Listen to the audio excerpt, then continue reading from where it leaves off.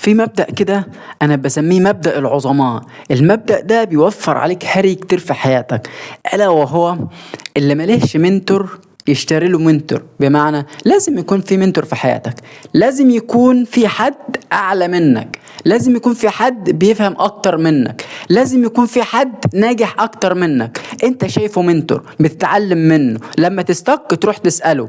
لازم يكون في حد هو القدوة بتاعتك، الشخص ده انت بتتأثر فيه وبتبدأ ان انت تكون مبدع وتبدأ ان انت تكون سابق سنك. في دكتور جراح انا دايما الدكتور ده ظهر لي فجأة فبتابعه. الدكتور ده معظم الفيديوز بتاعته بتلاقيه يقول لك ايه، طبعا الحاجات اللي لها علاقة بالحياة اللي مش ملهاش علاقة بالطب هنا، الحاجة اللي لها علاقة الفيديوز اللي هو بيتكلم على خبراته الشخصية، يقول لك ايه، خالد علمني، خالد علمني كذا، خالد علمني كذا. خالد ده اخوه دكتور وهو دكتور والبيت كله بالمناسبة دكاترة. فدايما المنتور بيوفر عليك هري كتير، بتبقى برنس زي ما هو دايما بيقول. فاللي مالهش منتور فعلا يشتري له منتور.